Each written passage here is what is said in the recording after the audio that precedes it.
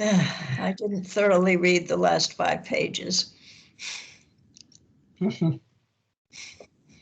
Yeah, I had trouble getting through all the drafts too. It's really difficult reading it when it's in about 6 point. Yeah. I had to get a magnifier to be able to see what the letters were. Yeah, my eyes are kind of swimming. I cut and pasted it into a different document and made the font bigger so I could read it and edit it. That should have helped. Yeah, because I was only reading about 3 paragraphs at a time, and then I would have to give up. So I think that it's formatted for a coffee table edition. Yeah, probably.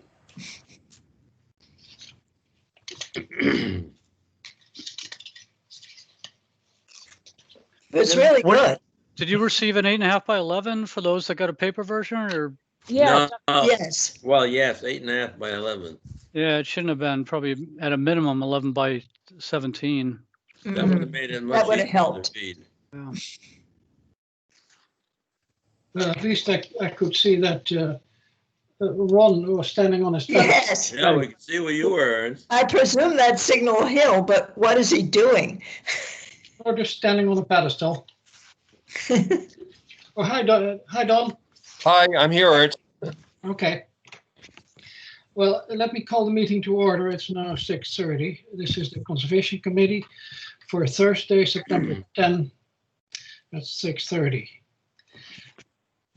Mark, are you going to go through your review thing? Yes. So the authority to hold a remote meeting in accordance with emergency order number 12 pursuant to executive order 2020-04, this committee is authorized to meet electronically.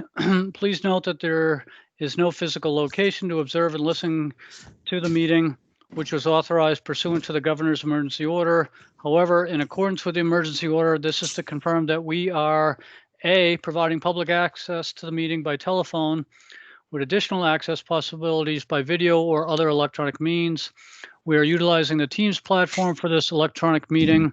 All members of the committee have the ability to communicate during this meeting to the Teams platform, and the public has access to listen if necessary, participate in this meeting to dialing the following phone number, 929-229-5356, and the conference ID is provided on the Lebanon Live Meetings webpage. And or you can click on the LebanonNH.gov/live page for more communication information. And then B, providing public notice of the necessary information for accessing the meeting. We previously gave notice to the public of how to access the meeting using Teams, and instructions are provided on the City of Lebanon's website. C, providing a mechanism for the public to alert the public body during the meeting if there are problems with access. If anybody has a problem, please email planning@lebanonnh.gov. And lastly, D, adjourning the meeting if the public is unable to access the meeting. In the event the public is unable to access the meeting, we will adjourn the meeting and have it rescheduled at that time. Please note that all votes are taken. Please note that all votes that are taken during this meeting shall be done by roll call vote. Let's start the meeting by taking a roll call attendance. When each member states their presence, also please state whether there's anyone in the room with you during this meeting, which is required under the right to know law. And if you want, I have the roster in front of me, so I could run through that and run through the roll call. So why don't we start with the chair? Ernst, are you here? Present. I'm lonely here by myself. Erling. Erling Heisted here by myself. Chris Johnson. Chris Johnson, I'm here and by myself. Susan Elmy. Here by myself. Don Lacey. Here by myself. Bruce James. Here by myself. Sarah Riley. Here by myself. Sue Ellen Balestra. I don't see her, but I'll keep an eye out for her in case she circles back.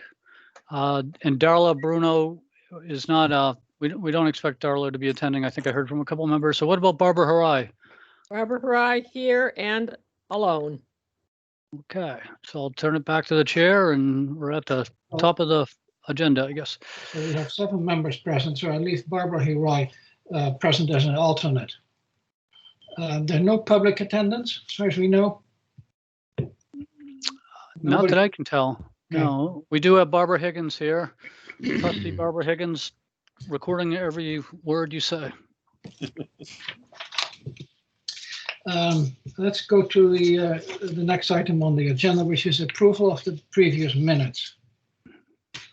Can I have a motion to start discussing the previous meeting? I'll move the minutes of August 13. Second. Second? We have a second to approve? Yes, the- Erling did it. Second. Okay.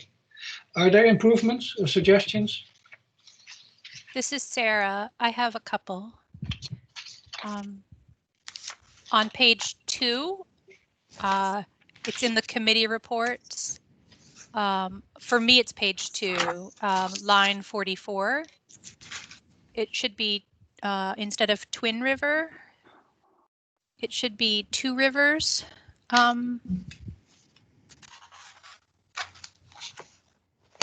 Okay, I've got that one. Okay. Is that a conservation area Yeah. or is it a park? What's the official name? Two Rivers Conservation Area? I believe so, yeah. There's no parks. Yeah. Okay, So so I'll change that. Great. And then there's a few places throughout where Ticknor should be spelled Ticknor, I think. Is that the correct spelling of Ticknor? I think so, as far as I know. Oh, I TI, have to look it up TI online. Yeah, there's T- there's at least 3 or 4 Ticknors to be corrected. So which one is it? It's TICK. Is it H? That was an age. I it's- do believe there's no H.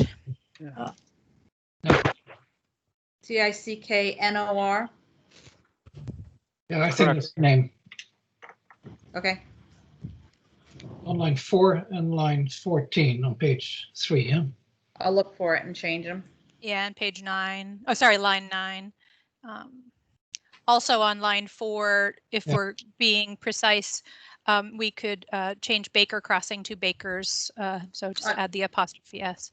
On which page? That's also page 3, line Okay, 4. Baker's Crossing. Yes, Okay. Say that. I'm done. This is Sarah. I have one more thing, maybe on line 41, page 3, Okay. change residences to residents. Okay. Oh, yeah. Anything else? Roll call to approve these minutes as corrected. Sarah, I approve. Bruce, Yes? Erling, Hey, Don, Yes, Barbara. Not voting. I'm an alternate. Okay. Susan, Aye. Chris, Yeah, I approve. and Ernst also aye. So the motion carries. The next point is we have no permit review, so we're rushing along quite nicely here. Study items. 4A, the Upper Valley Lake Sanape RPC Route 120 project. Who's going to speak to that item? Mark? I can. I think maybe Bruce had some thoughts too. So I think Bruce had reminded myself and maybe others as well. I think maybe all of us that so the Upper Valley Lake Sunapee Regional Planning Commission has had a Route 120 project underway. I'm not super familiar with it. I think it's primarily focused on transportation and perhaps not as much land use. So, but it's they invited public. They solicited public comment. I think that window is closed, but it, I guess it's certainly valuable to be aware of it and maybe start to ask the question, is it going to be expanded into a more holistic viewpoint or kind of a wider lens to maybe address land use? Is it really limited to just transportation choices? And so, but maybe Bruce Bruce has something to add to that.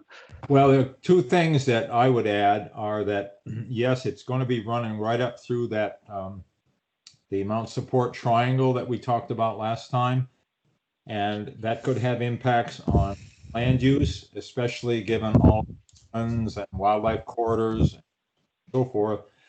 Also, it's going to be having some impact in the long term on energy use in our community, as well as potential impacts, positive or negative, on climate and that sort of thing. So I thought it was appropriate that the Conservation Commission consider whether we want to take a more careful look at it, at least be aware, perhaps for next month, not today.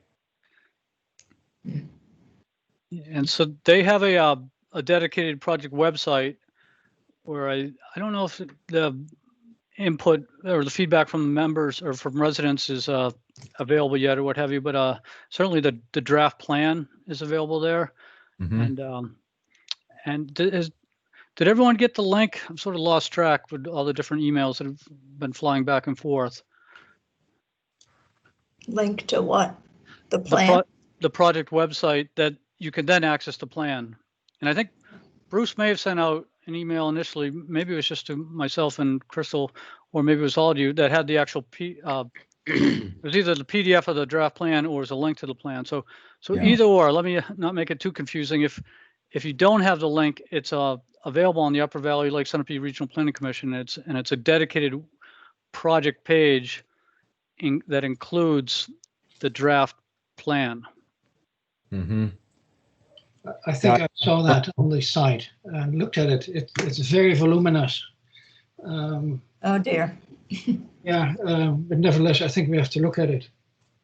The other thing I want to remark is that I'm trying to organize an informal meeting between some representatives of the two conservation commissions, ours and Hanover. Mm-hmm. And I've not set up a date yet, but probably something the end of September. Jim Kennedy is the head of the Hanover Conservation Commission.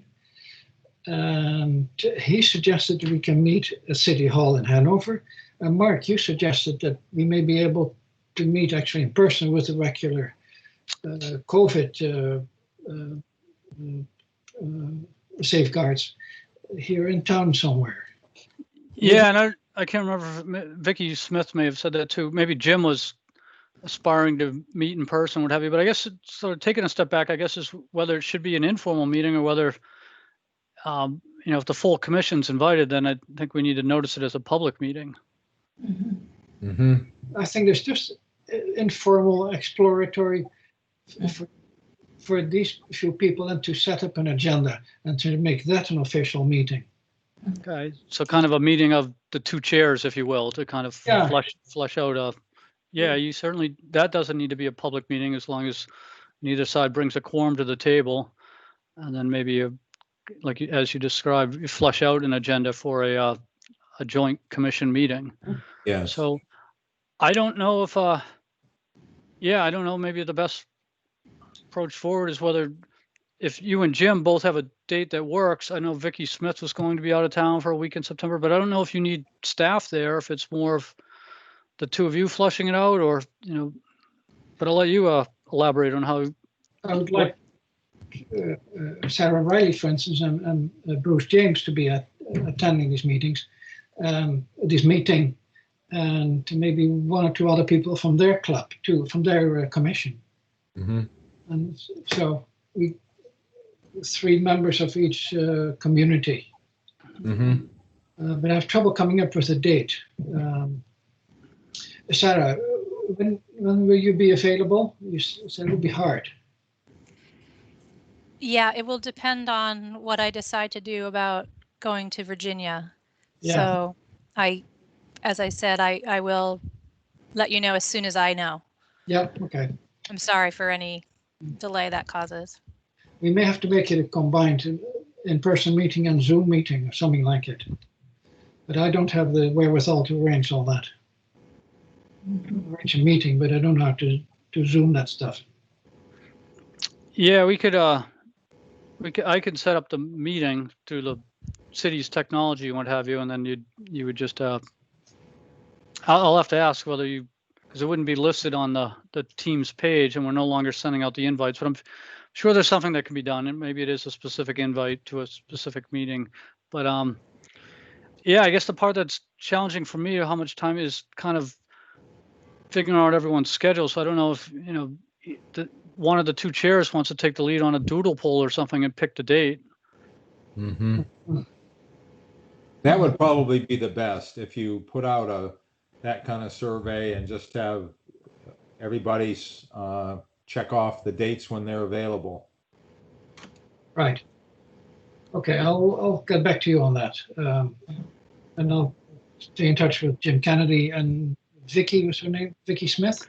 Yeah, Vicky Smith is the Mark Goodwin of Hanover, I guess. So she's the staff liaison up there. So again, I don't know if Jim was envisioning her being there, or if it's more of another member or two. So yeah, I'd be in favor of having. This is Bruce. I'd be in favor of having Mark there, if that works out.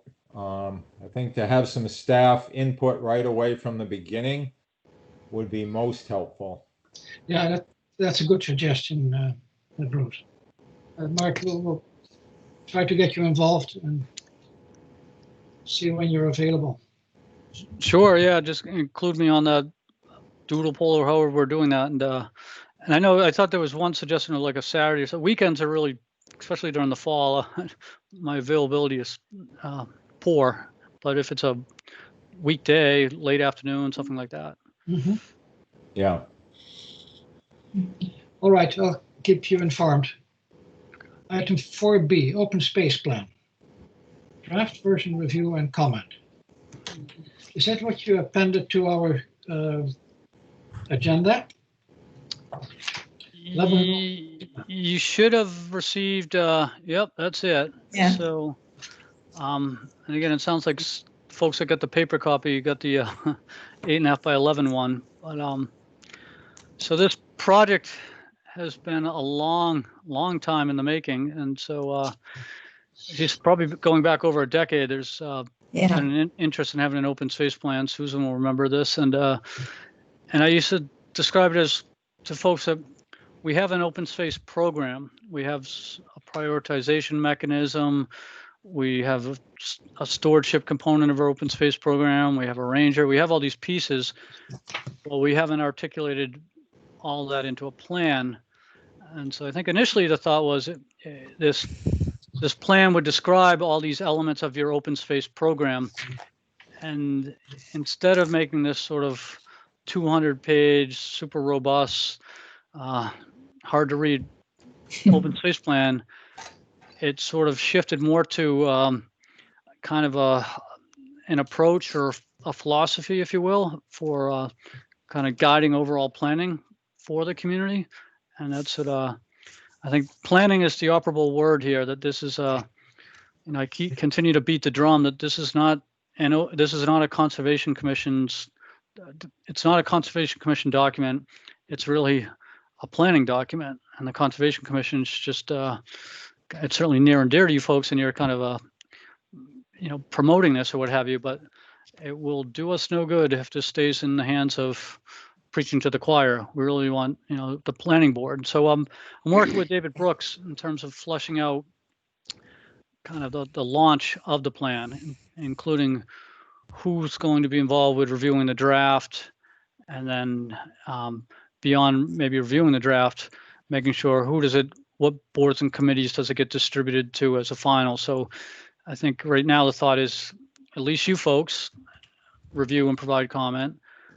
I'm hoping the planning board review and provide comment, and certainly the city council would be it would be distributed to the city council when it's a finished product. So, and maybe we have them formally adopt it or something like that. So it's a little bit of the background, and then again, it's more of it's really focused on kind of a strategy and approach to conservation, that that some lands have higher ecological value than other lands, and and I created this hybrid methodology that tried to combine the kind of the how much and wetlands. And so I think that the task at hand right now is I'm not looking for comment tonight. I think we'll say like a 10-day window, and the type of feedback I'm seeking is certainly if you see a typo, great, let me know that. Trying to avoid sort of wordsmithing of, try to rewrite this paragraph a different way or what have you, unless, don't hesitate to note or flag a paragraph that's hard to understand or what have you. But I think kind of moving up this hierarchy of feedback is one of the main things that jumped out at me is this 80-20 ratio that I think became 70-30. And so long story short, and it's been a couple of weeks since I read this, is so we're following the wildland to woodlands model that says keep a certain amount of land undeveloped and then the rest is okay to be developed. And at that time, I guess we thought Lebanon was more developed than it was. And so now I'm just flipping over to it. And so we thought, maybe we were already maybe I want to say 75% developed, or maybe there's still 75% of land undeveloped or something. And I'm really looking at page 11 that kind of has that ratio of it's showing We the don't 70%. have page numbers. Oh, okay. It's a page with the Boston Lake, but it's a Connecticut River. But anyhow, it's kind of walking you through that we aspire to keep 70% of the land undeveloped, and then and it would be acceptable, appropriate, what have you, for 30% to be developed. But then when we run the math, say, from where we are today, it says that keeps a lot of land still in play, more than I think I originally intended. And so I think it's saying that there's 2,800 acres that we would say it's acceptable for bulldozers to run across and what have you. And when I did the math, I was thinking, you take something like Centerra, which is like, I forget, and I'm kind of flying by my seat of the pants with the math here. It's been working on other stuff all day long, but it was something like, well, that would mean like we'd have 22 more Centerras or so, and that's acceptable. So when I've looked at these numbers, and I talked to David and Tim Corwin and Rebecca too, I said, geez, I think we should tighten that up. It should be more like 80-20.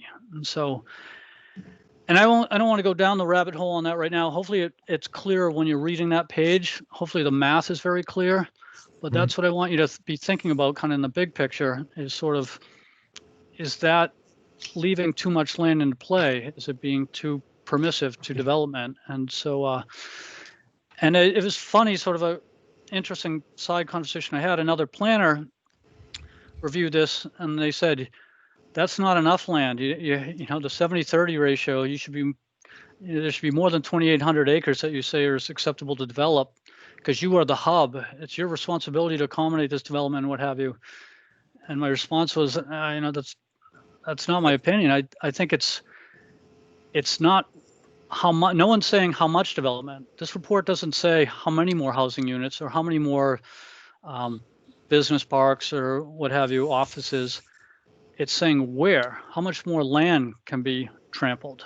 So it's a different conversation that the council will have someday, or some other folks, where they talk about how many housing permits they can be. But what the open space plan says is fine, load them up in the urban cores, what have you, but we need to draw the line on where the bulldozers go.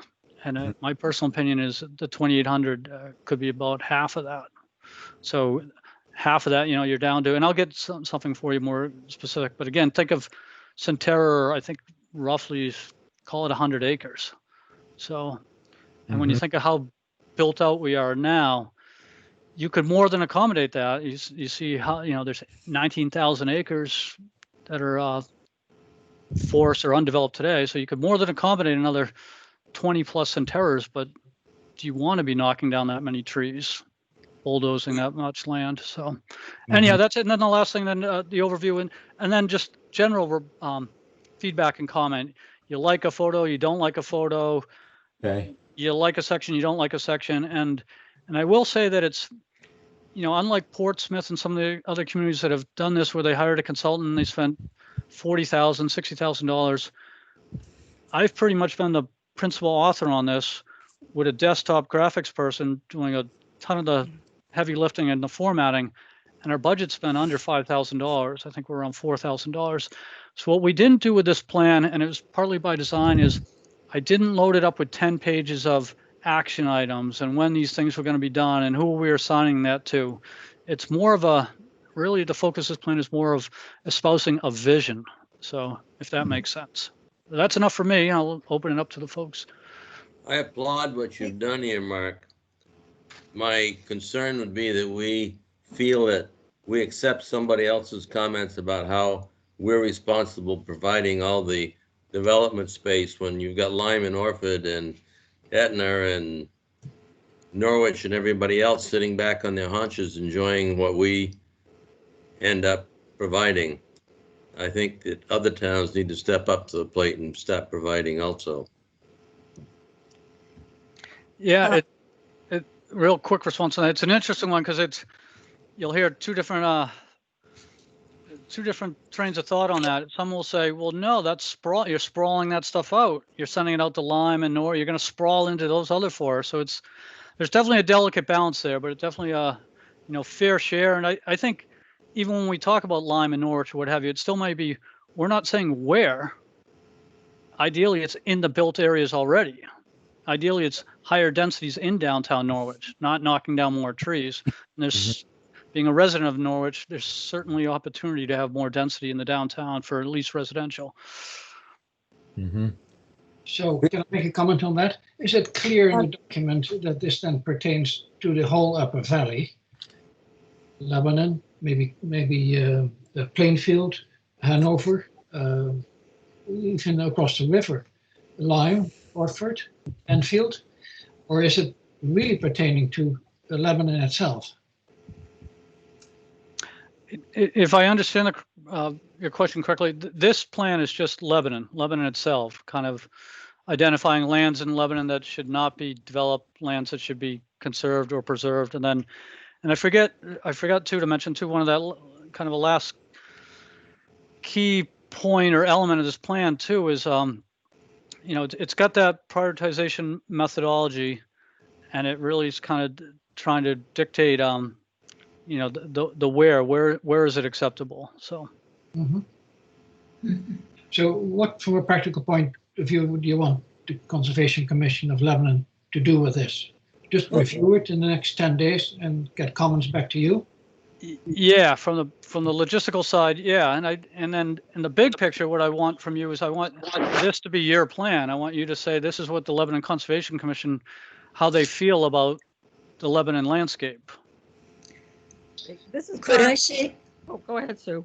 something before we go? Apparently, we're going on to something else, but before I forget about this, the thing that I find most difficult to understand is that when you're saying 80-20 or 70-30, we have a lot of land in Lebanon that is too wet or too steep to be considered for development. And it seems to me that when you're doing a 20-80 or a 30-70, you ought to be just considering the other lands, the parts that are developable, or at least just checking how much of the area is developable, that is being argued over. Because we don't want them putting them on top of Mount Sport, and we don't want them sticking them on. I'm on a hillside myself. I've got a walkout basement because I'm on a hillside, but they don't allow that anymore in Lebanon. And I'm not sure taking the entire Lebanon without thinking about how much of it shouldn't be developed anyway, can't be developed without spending a lot of money. They aren't building a whole lot. They didn't build a whole lot in my area because the shale comes up too high. The ground rock is up too high. You can't dig down very far. And there isn't much agriculture up above here either, because of that. It's in corners. Those conversations sound to me very complicated and time consuming, and it all depends also on technical abilities developers are willing to throw at it. So that's going to take at least another whole session. I think Yeah. we should look at the document, make our comments, and take it from there. This is Barbara. I spent 3 days trying to read this because the print was so small. I made it big and I highlighted, so I would like to be able to make my comments.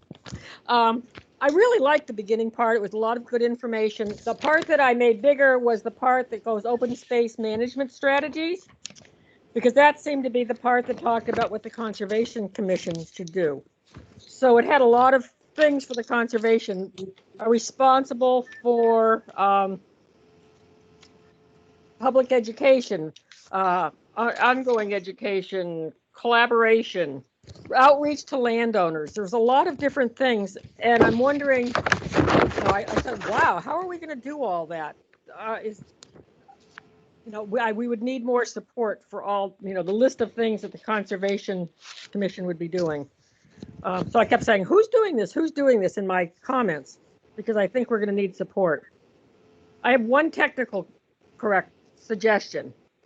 Somewhere in property owner outreach recognition, paragraph 1, 2, 3, I think, because I did my own formatting. Toward the end, it says, Lebanon's Open Space Trust Fund. The Conservation Commission should build funding for these activities in their annual budget. I didn't know what that was until I got down into another section altogether where it said that Lebanon Open Space Trust Fund and then said Lost Fund. So just put the parentheses that identify it as the Lost Fund the first time you reference it instead of the second time you reference it. Sure. Absolutely, yeah. Just make sure. I won't write any notes down right now, but if you, I'll get your copy of your markup at some point. I'd have to go back and figure out how to repage it onto what you have. But as we look at this as a Conservation Commission, I think there's a lot we're going to need to look at this and say, is this a reasonable expectation of the Conservation Commission as a volunteer board to do all of these things? Or what other support would we need in order to be able to do all of these things? It's definitely a good point, and I think maybe if we think of this as sort of the 10,000 foot level overview, sort of the philosophy, if you will, the vision again. I think it's good. We wouldn't want to omit those things because we're scared that we wouldn't have enough resources. It's good to aspire to do all those things, but you're right. Sort of it's kind of the next level of when you get to implementation, when you're trying to do that many conversations will have to occur to figure that out. And again, that's why I didn't get into the plan that has, by July, the Conservation Commission will send out this letter, 1,000 action items. I want this more to really focus on the vision. Mm-hmm. This is Sarah. On that point, I was wondering if this will be used sort of in the way that the master plan is used to steer the work that city staff is doing. And to tie into Barbara's comments about who's going to do this, we need help to do this, to achieve these things that are spelled out here. Can this be used to guide, guide staff and boards? Planning.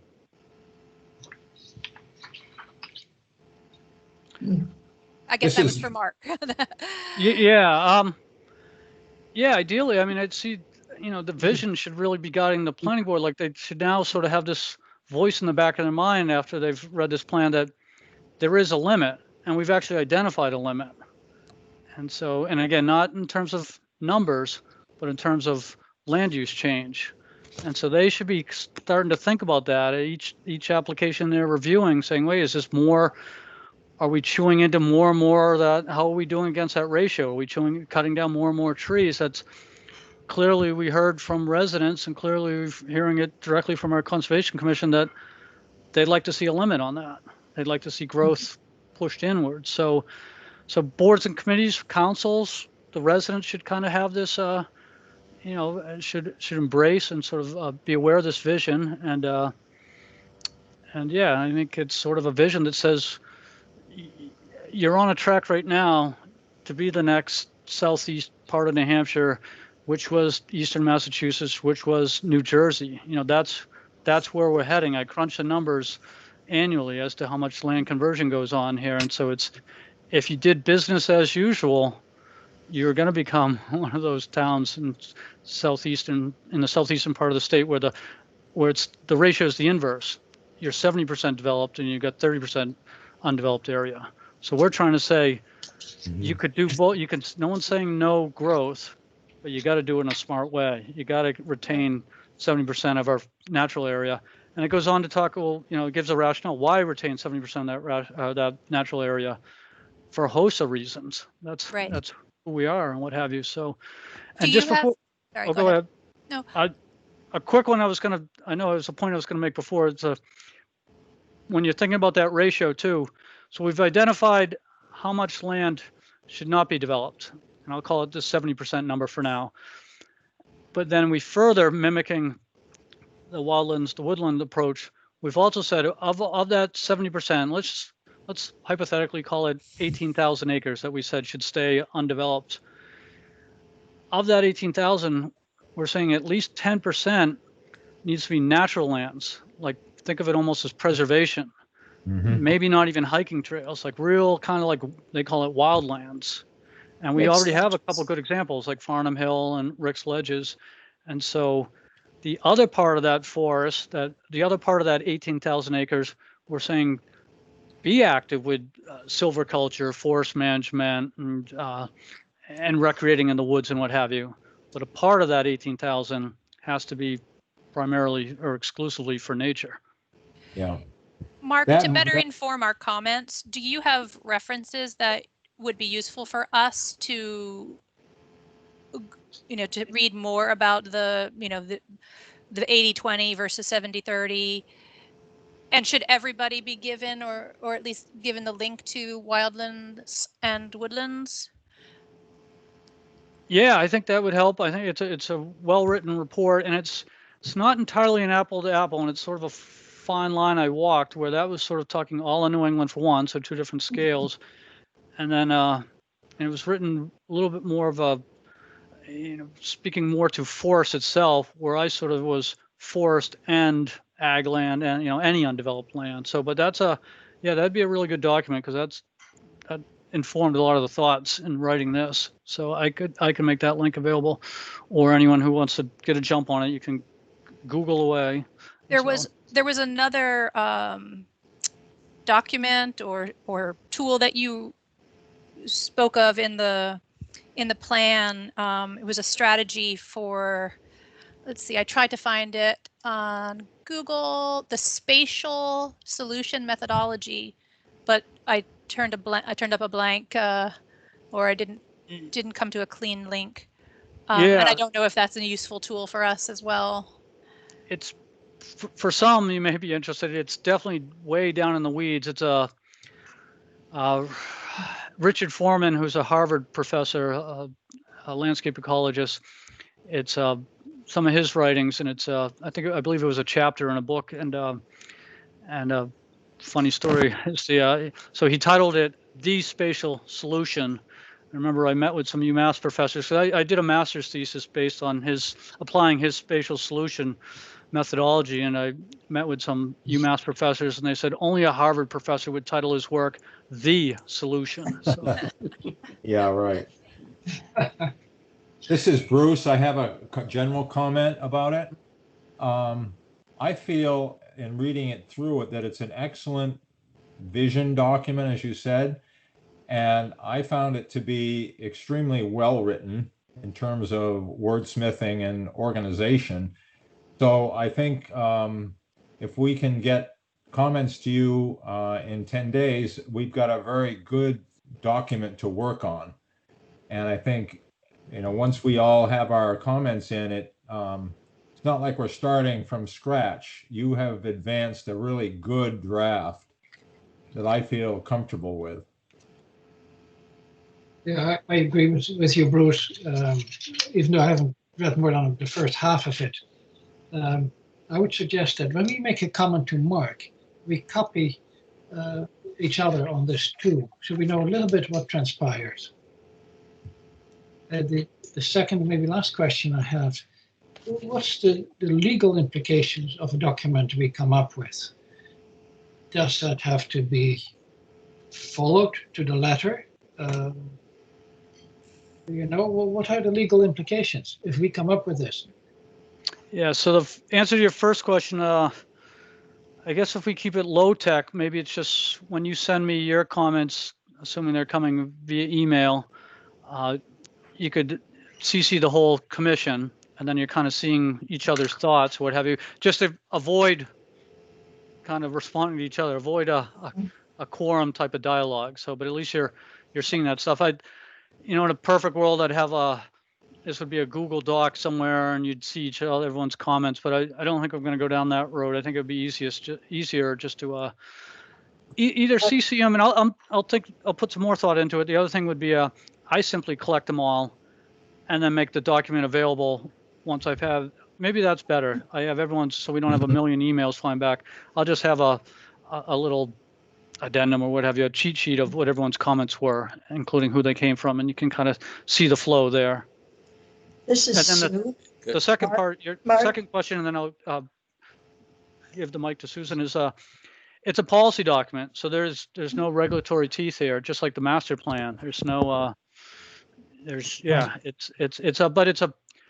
the idea is it's a policy document that then should, when you're doing your regulatory tools, or when you're amending your regulatory tools, zoning, for example, zoning is probably the best example one, you should be thinking, well, are you going to be able to achieve this vision with a zoning document that allows X amount of houses to be built on this type of land and da da da da da. So yeah, enough.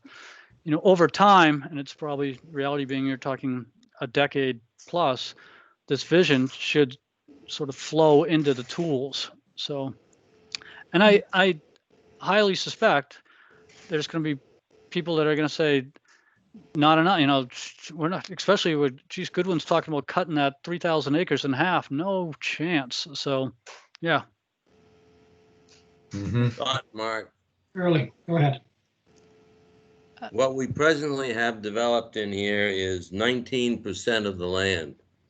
If we're talking about adding another 10%, which would be if you go from 80 down to 70, if you're adding 10%, that means we are making an entire 50% increase in the development in town, which is a tremendous amount of development. And I think we need to keep a really tight lid on what we say is a good thing for town, because it's hard for me sitting here at the moment to think about where I'm going to put 50% more, take all of downtown Lebanon, and where are you going to put that for another development? But that is what you'd be looking at 70%. Yeah. Also, I like Susan's question in terms of what is developable, because you've got a lot of land where you've got like landmark land coming down that is got ledge and water and is not developable and shouldn't be developed, as far as thinking about drainage and what would be logical on that land. So it would be good to know what was logical in town to be developed and use a percentage of that. Yeah, and hopefully, and I know Susan's waiting to chime in too, but so hopefully that's in the where, the application, that spatial solution methodology. It's saying, not at a scale where you're talking on a particular property in the downtown that has a ledge or is greater than 20% slope and has a house right behind it. It's more saying the large patches. So if you, for example, if you look at those large patches, you're saying there's flat, there's steep, everything in there. But if development isn't occurring in those large patches, that's the starting point. And then your vegetated corridors, and then the connectivity between them, and then the little bits of nature and the strategic points. So hopefully, yeah, that's you shouldn't really be getting. it's not as much whether it's steep, it's does it have ecological value? So. Mm-hmm. Yeah, if I could, there's Sue here. There's, I think you ought to consult about whether we can look at each other's comments outside of a public meeting on that. Maybe we just each have to send you our comments and you give us some kind of amalgam, or all of our comments separated at the next public meeting. But I really like this also. And I'm not really sure how to handle the part, but you've got places that are built on really good bottomland for agriculture and shopping malls that in New Hampshire as well as across New England, that on their 2080 or 3070 is a very different proposition than ours, where maybe a third of our land is something that nobody else is going to want, and we prize it, but it's not really great for the animals to be going straight up a hill either, a cliff. Yeah, and to answer your first question, I think we're saying the same thing. I'm envisioning collecting all your comments and then distributing them with, Susan's comments, Erling's comments, what have you. But certainly, yeah, I think yes, I think that's what you were saying as well. Yes, yeah. It has to be in that order to avoid us collaborating without a public meeting. Agreed. So it sounds we have a consensus on this then, that we will submit our comments to Mark and he will amalgamate them. And do you think you can come up with a quote unquote final draft for in the next month? Ooh. That's ambitious, but maybe by, today's the 10th. I mean, it depends on how the level of comments and then the person, the desktop graphics professional I've been working with, and I should sort of call out that she's not only just thrown all this text down there, but she's basically served as the editor too. So she's kind of been my crutch for my poor literary skills here and what have you, my poor writing skills. So yeah, she's done a good job, and I think my plan probably was twice the size, and so she's tried to make it much more kind of user-friendly, more readable, what have you. So, but let's say the comments come back, and then yeah, we could be like looking at like mid-October, maybe it's going to the planning board, maybe like November, fall, as the year's winding down, then it's sort of like a finished final plan that then gets, maybe there's a presentation of the council. It's not just handed to the council, but there's a little, it's an agenda item, and then kind of walk them through the plan. So, yeah. Doesn't the council get to vote on it? Erling? I think we need to recognize Mark has a finite amount of time and energy, and I know that he's got some major things on his plate already. So it'd be nice to think Mark could only work on hours, but I know another one that he's got a full-time job working with also. So we applaud what you can do, Mark. Yeah, and it shouldn't be that, again, depends on the comments. In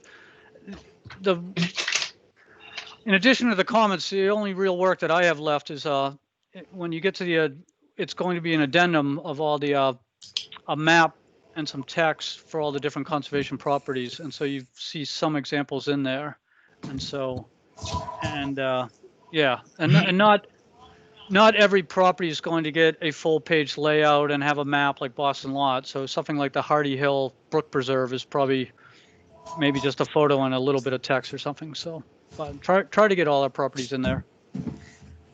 This is Sarah. I do have two sort of larger scale questions about it. If we have a couple more minutes for this, Ernst. Yeah, okay, go ahead. One is, I'm wondering if the Lebanon Conservation Plan is something that we should be familiar with, or if it's simply something that is within the planning department. It's referred to a couple of times early on, maybe in chapter 1. In the executive summary, for example, Lebanon Conservation Program.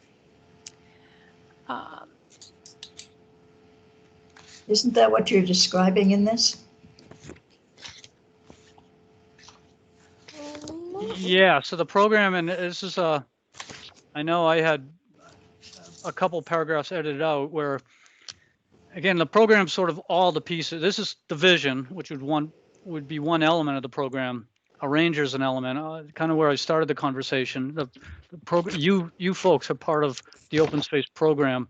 So, and initially I was going to describe all those different elements, and then I've decided not to. So, but I'll have to circle back. So that, yeah, so there's no, not to be confused with, I reference to some other plan or some other document. Okay, so it's interesting that it's kind of capitalized and given an acronym, and if it's not really something that like the open space plan is going to be a document, right? And a set of guiding principles. So I'm just wondering if the Lebanon Conservation Program seems to be given the same level of I don't know, solidity or physicality, and it just threw me. That was just maybe just a comment, but No, I don't think you're alone. It took my colleagues a little bit of, they were scratching their heads when I used to always refer to it as the program. But as I'm reading the executive summary again right now, it seems to sort of, it's just saying all these things you do and all these, everything you're engaged in is all part of, whether it's policy adoption, regulatory implementation, land acquisition, property stewardship. Those are all, they combine to be a program. okay. The other general, maybe just strategic question or comment I had was, how can this be used to guide climate change planning for the city, or is there a separate document that's going to be created to parallel this, to maybe see what the value of open space and conservation land is for climate resiliency? Because I don't think climate change, I think climate change might be mentioned twice in the document, but it's not a large component. And it seems like there's so much value to that aspect of open space and conservation. And if we're talking about ways, if we're talking about a debate between 80-20 and 70-30, if anybody needs to see the value, if anybody needs extra reasons to value conservation, climate change resiliency could certainly be an important factor. Yeah, so the way I approach that is, we talk about climate change, it's adaptation, it's mitigation, and so resiliency is the buzzword as well. So I didn't want to load this plan up with all, mitigation measures and adaptation measures, that there's a pending climate action plan that would really get into the weeds here. Did you say there is a climate action plan? Yeah, there was it was part of our CIP, but I think for next year was when it was going to get launched, but I believe it got kicked ahead. So that's the climate action plan, is where, again, where you'd really dive down into the weeds, covering both adaptation and mitigation. And again, for those who are not super familiar with that, mitigation is, how do you reduce your emissions, start driving electric vehicles or what have you. Adaptation is more of along the lines of, regardless of what mitigation measures occur, there's still going to be change, will continue to occur to a certain degree. So maybe you elevate your generators and what have you, do different things. So sometimes climate action, some climate plans speak just to mitigation, some do adaptation. We're envisioning doing a little bit of both, but then, yeah, not loading that. I didn't want it to kind of become a distraction here and just kind of more of a vision document. I didn't want to get, really into the weeds of climate change. That makes sense. It's good to know that there is a climate action plan in the works. Not sure if that's the right definition. Yeah, and you'll have to chime in as a Lebanon resident when CIP is being discussed and what have you, if we want it to come to fruition, but something will come to fruition, you know. CIP stand for? The capital improvement program, and then you have a capital improvement plan that it's expenditures over 50,000, maybe studies and reports over 25,000, but that's sort of our, think of it as our kind of priority list of stuff that's expensive, what we're going to spend money on in next year and then the year after, and it goes out 5 years. So When is that up for public comment? I believe they may have just gone through it with it. It's a planning. The planning board is the keeper of the CIP process.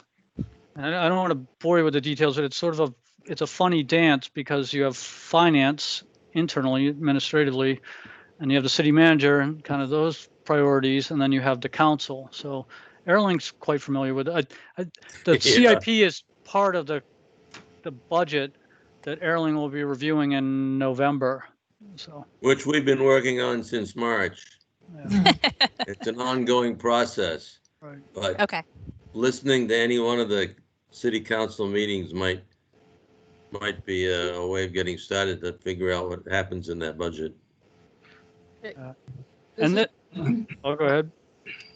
This is Barbara. I'm still uncertain on how we decide whether we are comfortable with the 70-30 or whether we want to move it to 80 or 75 or something. And what comparisons do we have to similar communities, and how would we justify going with a higher number of conserved land? Yeah, it's a complex question. Deserves a complex answer, but I'll try and keep it simple. Is at least in the way my brain works is I sort of boiled it down to a number, and it's on this one of these pages. 2,800 acres, and then I'm able to like give context to 2,800 acres by saying a Centerra is 100. I'm pretty sure I could be. It's not 200. It's either 150 or 100. I've looked at this a number of times. And so then I just think of, and I know what that looks like, right? I know what Centerra and kind of the overall footprint of Centerra. Then I do the division, that's a lot of Centerras that go into 2,800. So you could kind of just play around with the math and just kind of cut that back. And it's like any conservation planning. It's as much of an art as it is science. So we won't have this perfect mathematical formula, but we're trying to get something that has some sort of benchmark, some framework, rather than just open space is great. We really shouldn't let development occur throughout the community. We're trying to be like, what's an acceptable amount? So I don't know if that helps.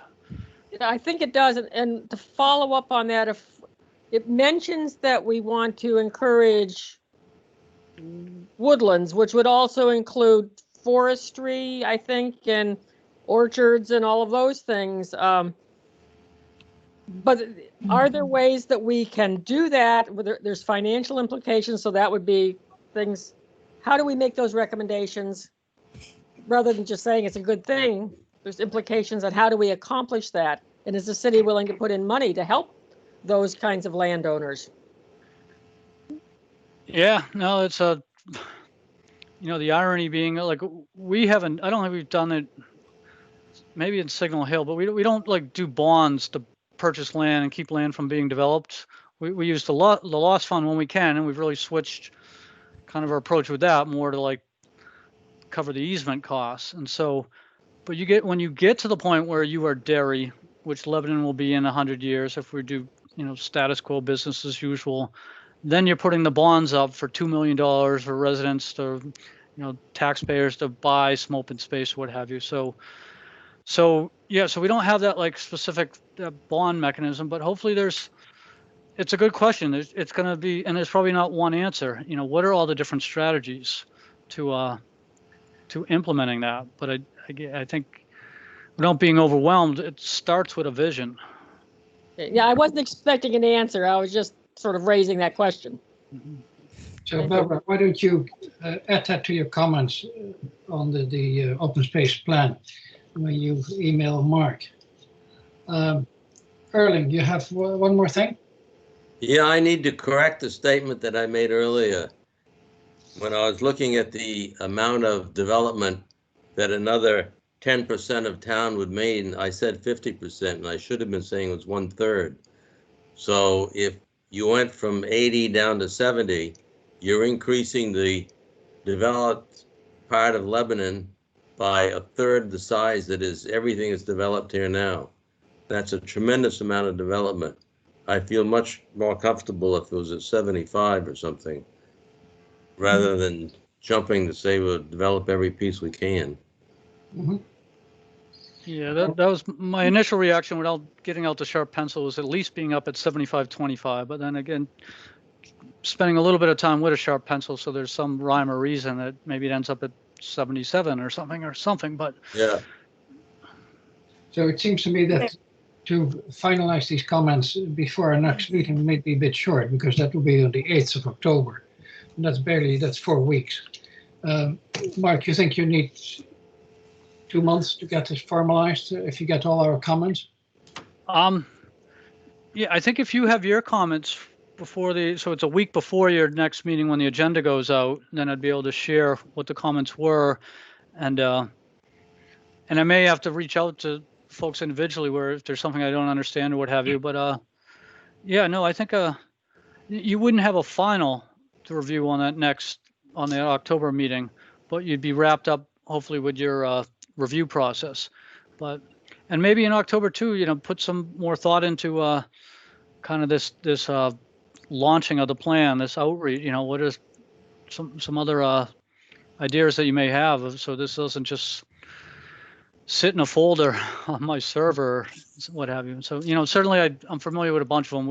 When we have a final product, we'll do let the Leb News go and web page, et cetera. But if you have other ideas of how to kind of get that out there. Okay, then we will submit our suggestions before. Well, Bruce had his hand up for a while, and since I saw he could do it, I did it too. I have a really short question, but Bruce probably has more. Well, thank you, Susan. I just wanted to say, I think at this point, as has been said, we should get our comments to Mark. And I think then when we officially see everybody's comments before the next meeting, then it might be time to talk in more detail about some of these things that have been raised. I think we need to take a kind of a global review at this time and worry about the details later. And I had just a very 2,000-foot question. Namely, is this going to be accepted by the city council, or is it just within us, which makes it much less influential? that's a $64,000 question. Yeah. So the idea would be like it doesn't need to be formally adopted, or there's some other verbs I guess you would use, but like the master plan, normally the planning board would adopt or they do adopt a master plan gets adopted by the planning board. So we'll have to think, are we asking the planning board to endorse it, adopt it? What is the proper term? And same with the city council.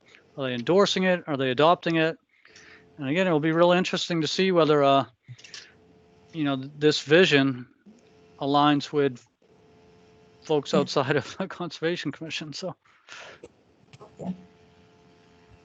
Okay, can we move on to this next subject? 4C, camping policy at Boston Lot. Is that a complicated issue? We have one. Yeah. So the upshot is you do have one, and you're. I just got to call up the document. So we only allow 30 permits a year, and then there's some other. I won't get into the detail of consecutive nights and all that. The bottom line is there's only 30 camping permits, and this year we blew that out of the water. So we hit the 30 about a week ago. We've never hit 30 before. So you've hit the 30. So the planning office has stopped issuing camping permits. And the quick background on why do we even have a limit? It's sort of the commission historically has felt that it's sort of a balance. That it's not Canopy Lake Park up there. It's it's nature first. And so what's an acceptable human imprint, if you will, up there. So you've had the 30, but you could tonight, any action would definitely be a motion. And so you could say it's a special year and we're gonna, for just this year, allow it to another 10 or wherever you want to go with that. But so I'm coming to you with the message of the phone is still ringing with people wishing to camp, and the answer the past week has been sorry, go somewhere else. Any comments from the members? Barbara has her hand up. Yes, I do. What is the condition of the camping site there? That picnic table wasn't in great shape. Before we decide to add more, what's the condition of the site now? Yeah, it's a good question. I haven't heard of any complaints. I think we had one. Yeah, I shouldn't say. We had one situation. So there's 3 campsites. There's the what do we call it? The kind of the backcountry site at the northern terminus of the lake that has a picnic table and the 2 tent platforms that our scouts built. And then there's the 2 fields. And so those are the 3 sites that we issue permits for. And I think I can't remember if it was the field one. I think it was one of the field ones. So anyway, we had one situation where people left all sorts of trash, diapers, and poor Ron had to go up there and clean it all up. So, but other than that, I haven't heard that it's, even though the area's been inundated with hikers and what have you, but I haven't heard like heavy impact. And Ron's up there. Several of you are up there all the time. So I haven't heard that it's, there isn't a blade of grass left in the meadows because so many people have trampled it and pitched tents or what have you. So I don't think it's as much. There isn't, to my knowledge, there isn't observations of it's already been really hammered. So it's more of a still being conscious of those more subtle impacts, I guess. Okay. What is your recommendation? Should we extend it for 10 more permits? The seasons are getting warmer. In other words, the camping season gets warmer. As long as there's little or no impact, as far as we can ascertain, why not carry on? Erling? Not that we want to get into a major camping situation, but I think allowing people to camp is going to increase the value that people place on the Boston lot. As kids grow up, they remember, yep, I went camping up there with my dad and it was a good time. And I think that we generate more support and interest by having more people use the land and therefore get to like it and willing to support it as they come into that point in life. So I would be in favor of increasing some unless we have a problem developing. At this point doesn't sound like we do have, so I would be in favor of increasing it by at least another 10. This is Sarah. I don't have the ability to raise my hand, I don't think. But I do have a question. Yeah, go ahead. Or a comment. One is, I think it might make a difference to me if we're talking about Lebanon residents or not. I think I see more value in having Lebanon residents being able to use the location. And 2, I'm wondering if there was any rationale behind the 30. For example, was it based on the fact that we might have to do what Ron had to do and go out there and clean up? And so is it a maintenance and staffing issue? See if I can answer it. On the second part, the limit wasn't driven by like a concern for staff. Certainly there'd be a correlation, more campers, more likelihood of having some cleanup or what have you, but you could have a situation where if we only issued 10 a year and 8 of them were bad campers and made a mess. So that hasn't really been the driver. I think the driver has really been Boston lot is sort of a backcountry property. It's 9/10 of a mile up that access road. So it's more like, giving nature a break was kind of the mindset when we adopted this, that it's can't just be people sleeping there, camping there. It's not, we don't want it to be Bear Brook by any means. So, yeah. And did I forget the first part of your question? I was wondering if it's open to anybody, or would we want it Oh, to the be residents. limited to Lebanon residents? And maybe Susan or some of the others will call. I think this has come up in the past, and I thought it was felt like, I don't know, that if you live in Hartford, that means like, so would you want it the same way? Would you want Hartford to say you're from Lebanon, you're not allowed to camp in the hurricane forest or what have you? So I think it was kind of felt like people aren't really coming from Boston to use this, but the Upper Valley is sort of, the borders aren't hard and fast between someone wanting to camp who lives in Hartford and what have you. But that's just what I recall. I don't really have strong feelings on that either way. Can the permits be looked at to see where people are coming from? Yeah, they do. They have to fill out their address and what have you. Mark, do we have an official end of season with the camping there? So by December 25th? No. November 1st? No, because we have some people that like winter camping. So someone wants to go up there in January and winter camp, or late December. Sure, as long as it's not great impact. Is there a charge for the camping? No charge. Is that something we should consider in view of the maintenance it sometimes requires? Yeah, that's been discussed in the past, and I think it was more like it was felt that the administrative sort of infrastructure that would be required to kind of run that program the cost of that would exceed the revenue generated. So. Okay, for the moment that is. Yeah. Don has his hand up, and you put your hand up by hitting the hand, but you should unhit the hand afterwards, because Bruce still has his hand up too. Where's Okay. the hand? It's on On the the box. black strip that's above the initials that comes up when you move the cursor up there. It's a So, toolbar. Don. Yes, I just had a question. Is the camping primarily recreation and vacation, or is it a homeless issue?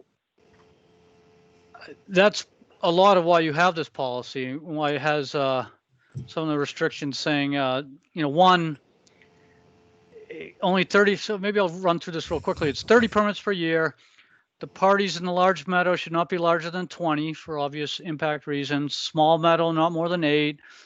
The primitive site, not more than 4. And then you can't stay longer than 3 nights, so it doesn't become I see. a homeless issue. So, Okay. yeah, and then there's some, I forget how many, you can only apply a certain number of times. So you can't, one person couldn't take 29 permits. I see.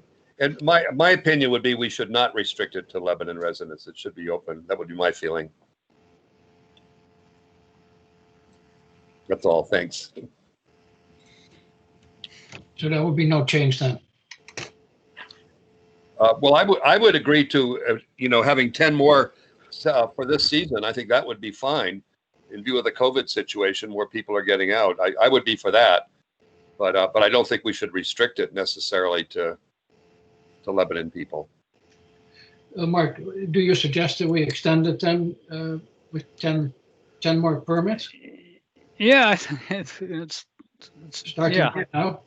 Yeah, I think it's again, because we're not really experiencing impacts, and it's only September 10th. It's seems a shame to say to some parent with a couple of young kids who wants to pitch a tent next week that you can't because we've hit 30 already. So.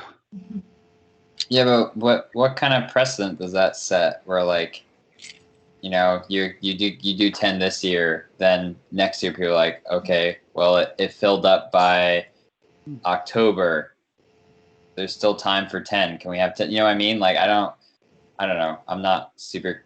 I don't like what this potentially opens this up to down the road, because I feel like for now, like 30 is a good, solid like number, and I can more than understand the interest in a special exception for this year, but also just like, I don't know, you just open up the world to all different kinds of exceptions after that. Yeah, no, that's a Take- really good point. It's sort of like if this is being primarily driven by, geez, we keep hitting 30 early, we keep getting hit 30, we need to go more, then maybe you'd say, well, no, that's not a good reason. But so yeah, is it kind of I think to me, I would be thinking two things. One is when we came up with 30, it was sort of the assessment that more than that would have an impact, and we kind of arbitrarily selected 30. So if we're saying right now that 30 doesn't seem to really have an adverse impact, do we squeak up a little and then trying to find that sweet spot? And then and do you do it just for this year because of special circumstances, or do you do it this year as a trial and then revisit it? I would think we could evaluate at the end if there'd been a problem or not. If it isn't a problem, then what's the objection? Do we need a motion on this decision? Yeah, you would need a motion, and again, I gotta just double check. This isn't city code, so I think it's a. Ordinance amendment. Yeah,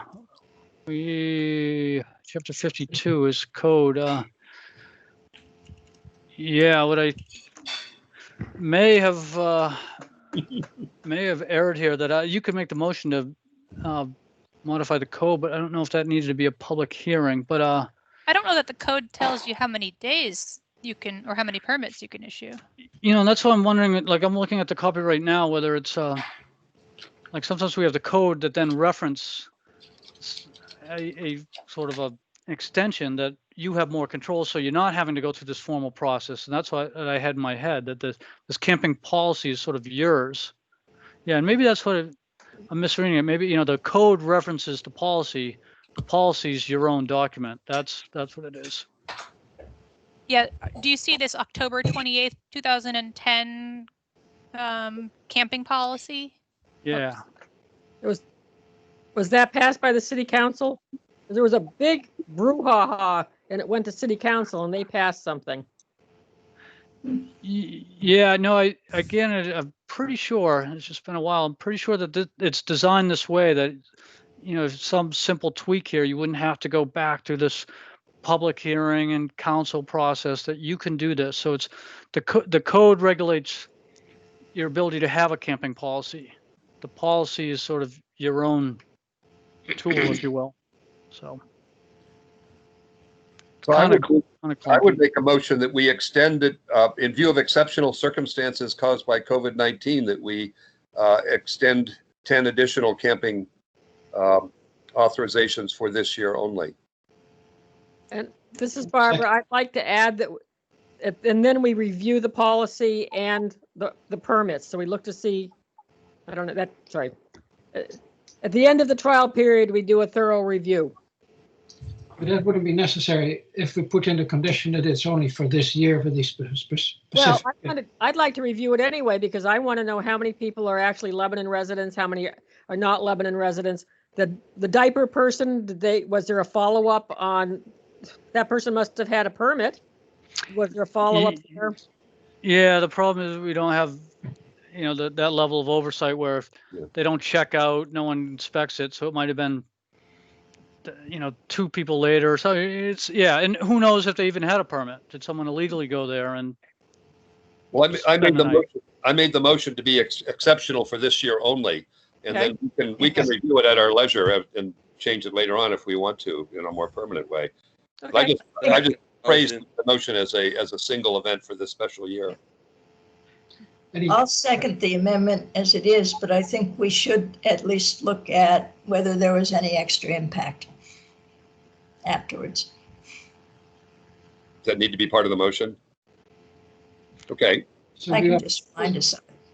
to vote on the amendment. What is the amendment?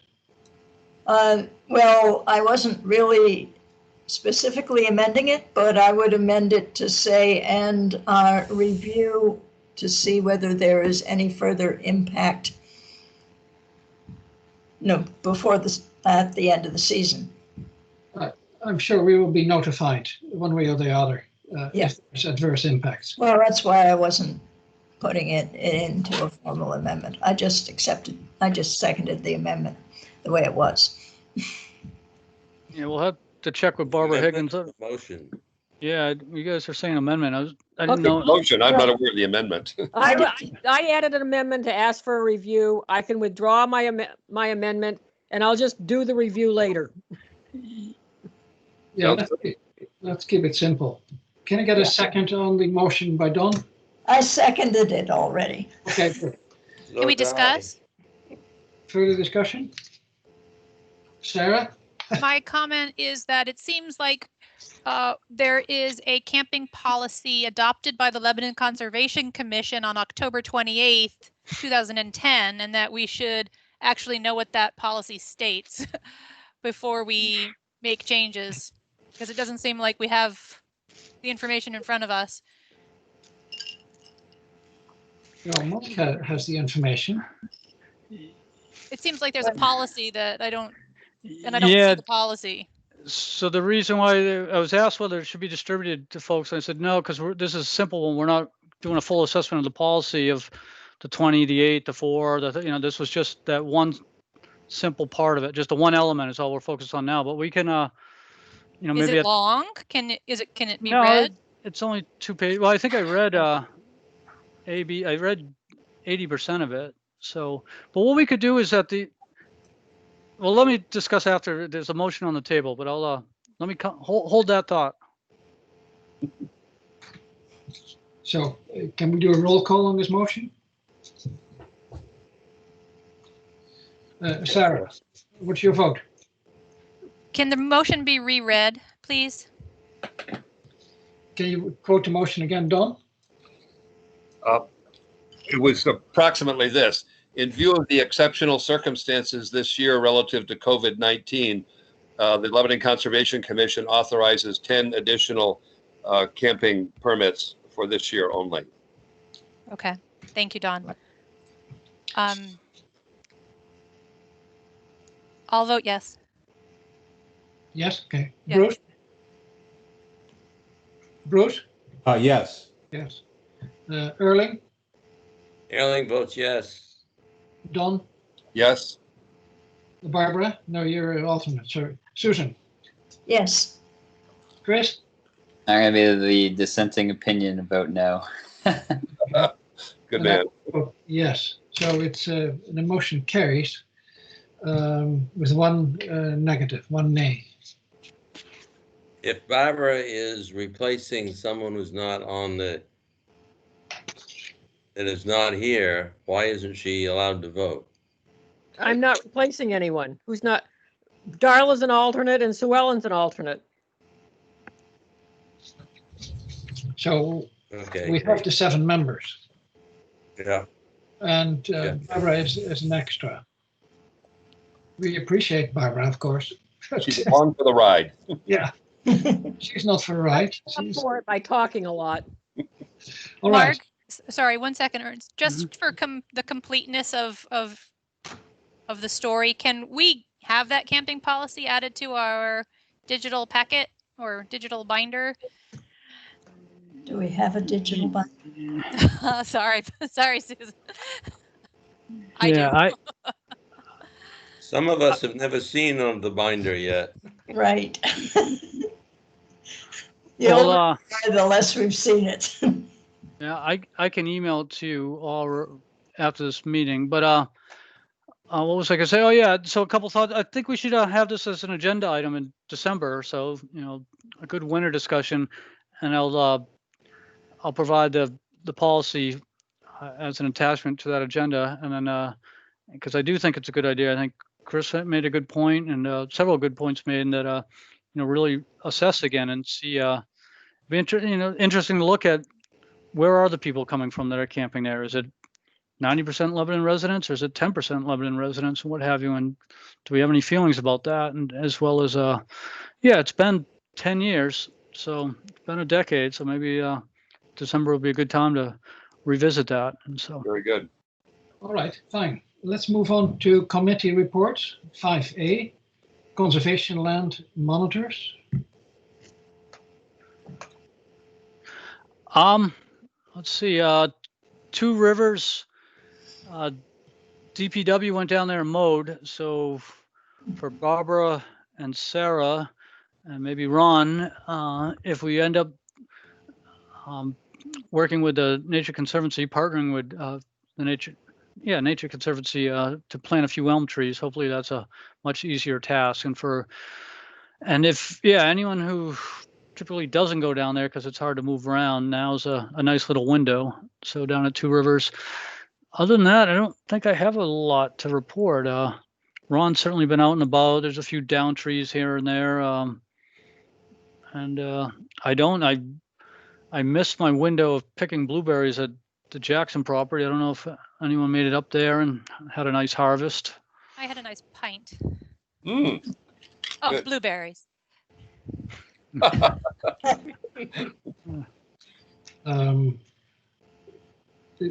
are we coming with these elm trees? Are they going to be planted? Who was looking? Well, Mark and I have been emailing back with Chris. Now that it's mowed, because he wanted to put it off a little bit because it was so dry down in Massachusetts. But it's now been mowed, and Sarah and I are going to go tomorrow and walk around and take a look to see if we can find reasonable sites, and then I'll get back to him. There's a couple of questions about who's going to maintain the areas around the trees and some work, but we're going back and forth. We may put it off until a little bit later because of the drought. Okay, thank you that you're helping out and looking into it. I myself kept an eye on the trail here behind my house on Farnham Hill.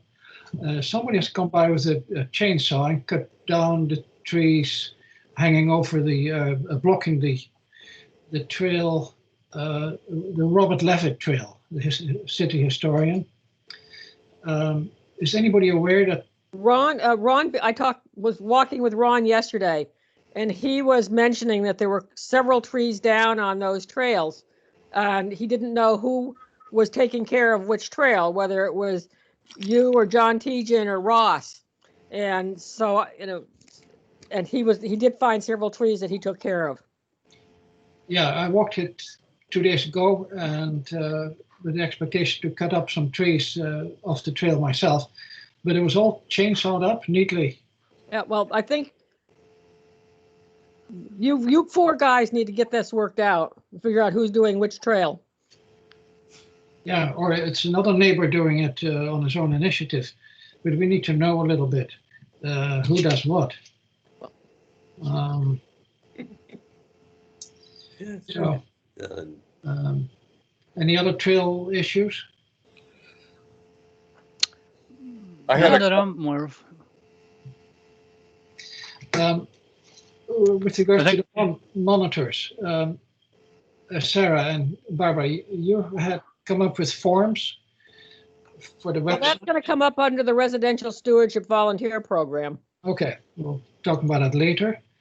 Lebanon Biodiversity, 5B. Dawn.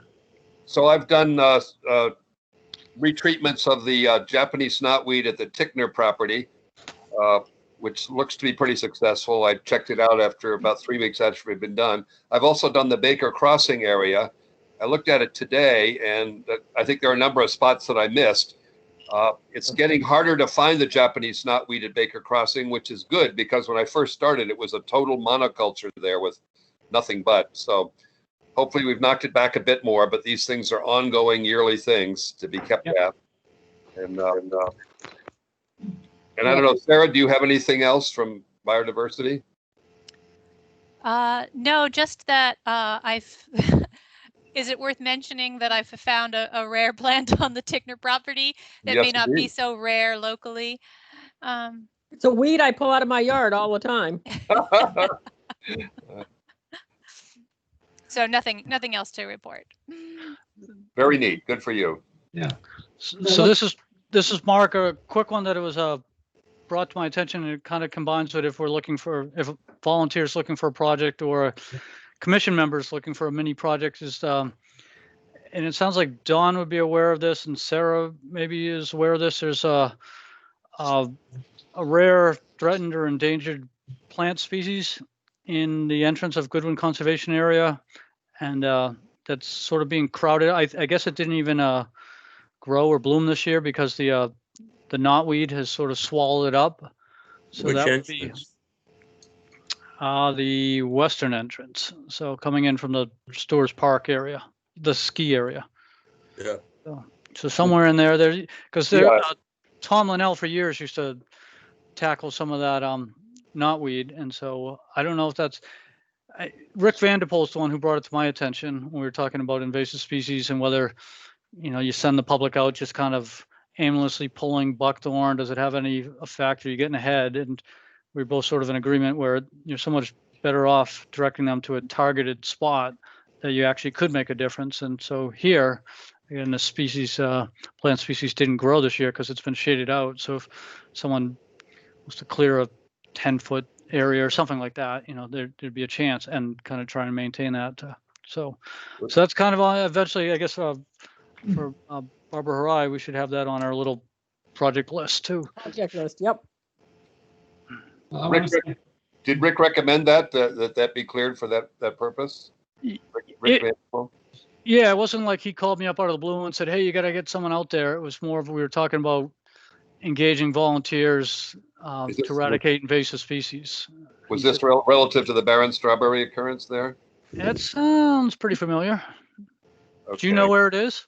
Yeah, I do. I monitored it a few years ago, but then couldn't find it later on. But it was not in an area of Japanese knotweed.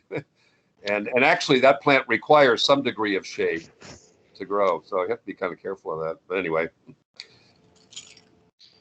Well, in any case, Don, I want to thank you very much for doing this knotweed injections. Welcome. Other business. So 6A, the resident stewardship volunteer program. Sarah, do you want to explain the forms we worked on? Sure. Briefly, Barbara and Mark and I worked on some Google Forms that there's 3. One is for volunteers to sign up to, to be a steward or a monitor. The second one is a reporting form for those monitors or stewards. The third one is simply for the public to use if they have something to report. If they don't have to be part of a program, they can be relatively anonymous. They just might want to report down on the Almer. But Sarah, you're breaking up.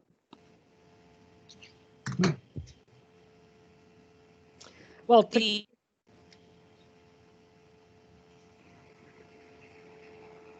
Sarah, can you still hear us? Yep. Okay, but much. Sarah, we can't hear you, so I'm going to take over. So we've got these forms ready to go, and Mark is now working with. Can you explain what you're doing with the tech people? Yeah, we're basically trying to take the content and then whatever format it's in, Google, Microsoft, whatever, but basically make those tools available. Make that I don't even know if tool is the right way to describe it, but make that information available. So. Okay. And do you have any estimate on when that might be able to go online? If I gave you one, I'd be setting myself up for failure. So I don't. We got most of the content there, so I'd like to think by the end of next week it's at least handed over to the tech person to then do their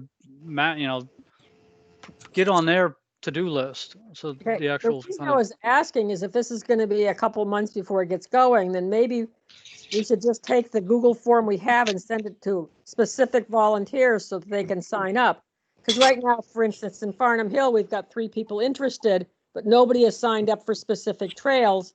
And so it's been sort of haphazard who's walking where. And it would be really helpful to have people on specific trails and giving their reports so that Ron will know who's out there. Would that make sense for us to try to do in the meantime? Yeah, I just don't know whether that's, in the meantime, like let's use Ross or John as an example. Would it be just as easy to one email back and forth is John saying, I'm going to do these 3 trails. And so then we wrote that down. We know what ones John's are doing. And then if John has something to report, he sends an email and says, yeah, I bucked up 3 trees. And we just sort of, keep it that simple in the interim rather than getting used to one form. And then if it looks different or what have you. So, but I mean, that's just. Ernst, have you and John and Ross talked about who's doing which trails? I emailed him and welcomed him to the profession of steward, and that was about a month ago. And since then, I haven't heard or had the need for contact again. I'll email them tomorrow morning and see if we need to coordinate and spell it out a bit. As long That would be helpful. she'll become available in a few weeks. And I'll make these 2 stewards then aware of these forms. I'll take their oath of allegiance to the trails too by that time. Do you have any other stewards for other trails? Well, we do have still people who have offered to do stewardship up in Boston Lot, but again, waiting for the map to go out and the sign-up form, and I don't know whether I just ask, contact each one of them to sign up for a trail, or if this is going to come out in 2 weeks, wait the 2 weeks. Yeah, that'll be fine. Am I back by any chance? This is Sarah. Yes, Welcome you're back. I've been hearing you the whole time. I don't know what's going on with my network connection, but I don't know if there's something that we can do, Mark.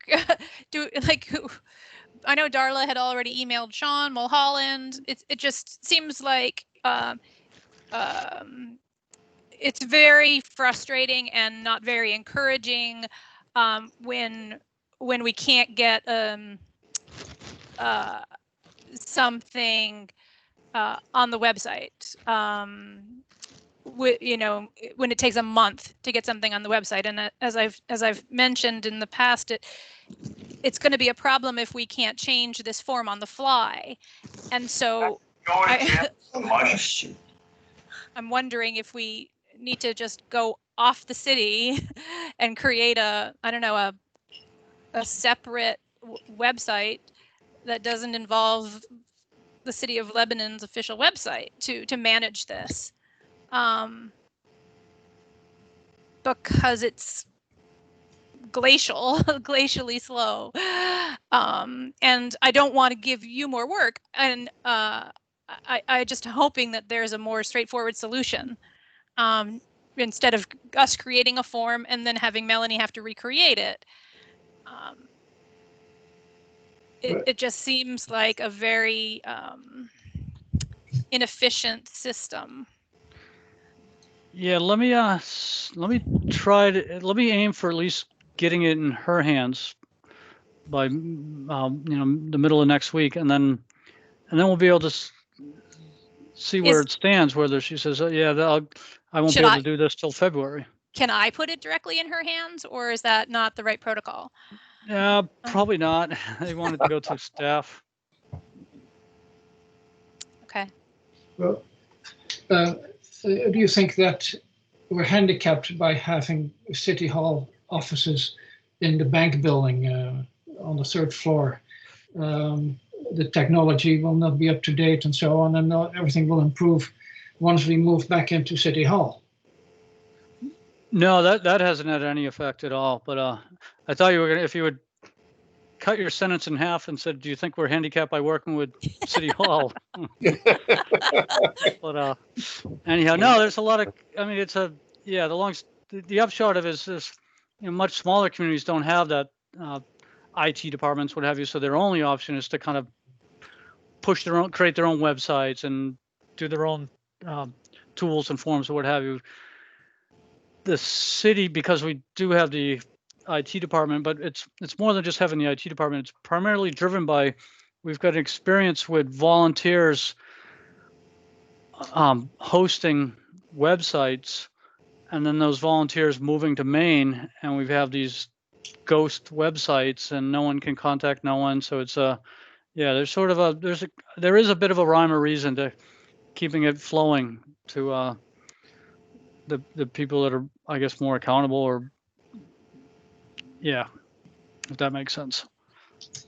All right, so we already dealt with such waste. Okay.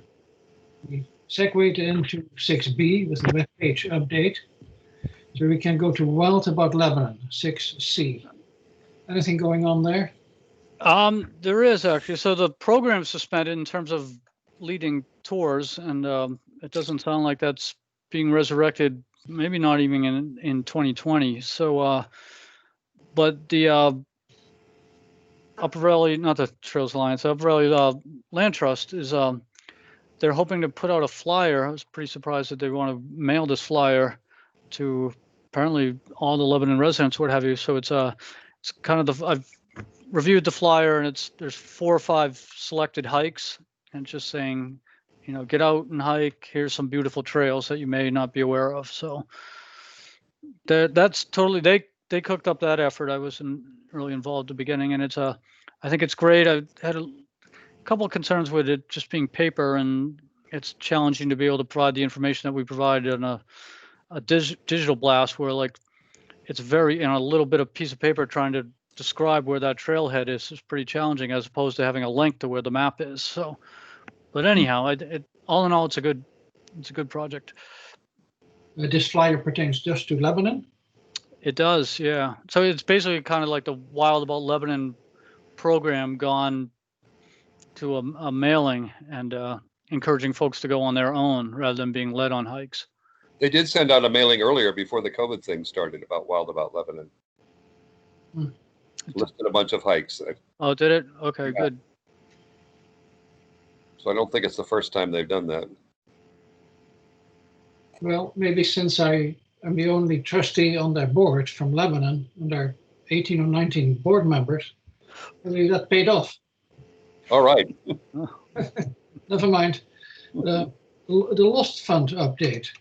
How is that coming along? The income to the Lost Fund? Yeah, I don't think it's changed from I think this is a remnant on this agenda. There was I didn't put it on there by design, and I haven't heard of anything being added since I think when did we get a statement, in July or August? So You gave us a statement in December. At least that's the latest addition to the fund, when the Carvers paid $500 or $600 to the fund for the changes they did to their property. But we have not received anything from Mr. Clem or the developments along Mount Support Road. As far as yeah, and I think 2 different things. Is because I know I worked with Vicky Lee. It definitely was more recent than December. I think it was like May or June, or I don't want to even say August, that I sent one. So what it may have said is there's been no activity since December. But that's I know we got the update. I can chase it down, but not that long ago. So that just means nothing's happened since the December one you're referencing. Should there be updates in view of those incidents that Ernst just mentioned? If they've come out of current use, we don't know. Like the former Bailey Brothers project, that's still in current use as far as I know. So yeah, doesn't look like it's in current use. They're digging and cutting trees and having parties. Yeah, I think they can have the parties, but the part where they've been doing some digging, it's there is a line that you cross, and I mean that wouldn't be the whole property. It would just take out the acre or what have you on the north end of I always forget that street. Erling would know the street. What is it? Crafts. Yeah, at the end of Crafts. Crafts Avenue. Right. So yes, I mean what staff is sort of trying to communicate is saying that they're not going to be giving us an update every time there's a transaction, that like semi-annually or something like that is kind of fits better with their schedules. So, But with an activity, you mean that some money is being transferred to the Lost Fund? yeah. So the only activity you definitely are in the loop if any money comes out, because money can only come out if this commission spends it, makes a motion and spends it. Yeah. Any money going in, there you could go 8 months without anything going in. You could have dibs and dabs of it, dribbles of it coming in. So but the finance department, I don't think is interested in having that be one more task that every time $400 is added to it, that they need to update the report and send it to you. I think it's more like, there's a $680,000 balance, and in 6 months from now, you'll be able to look at the transactions. So I don't know if that's as frequent as you check your checking accounts, but. Well, never mind my checking account. But I'm much more interested in the money coming in at this point than going out. I'm in control of the money going out. And we should be in control of the money coming in. But I've been complaining about the lost fund for about a year now.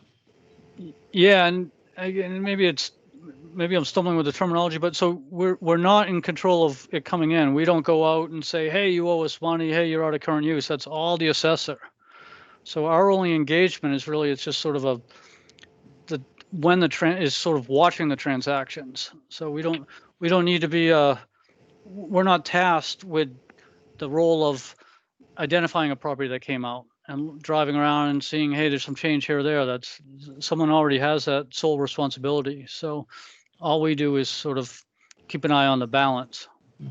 Well, I base my sentiment on the statement by David Clem about a year ago, when he said, I owe you guys $300,000 because I'm taking stuff out of current use. I say, oh, that's nice to know, and that's the last that ever happened to it.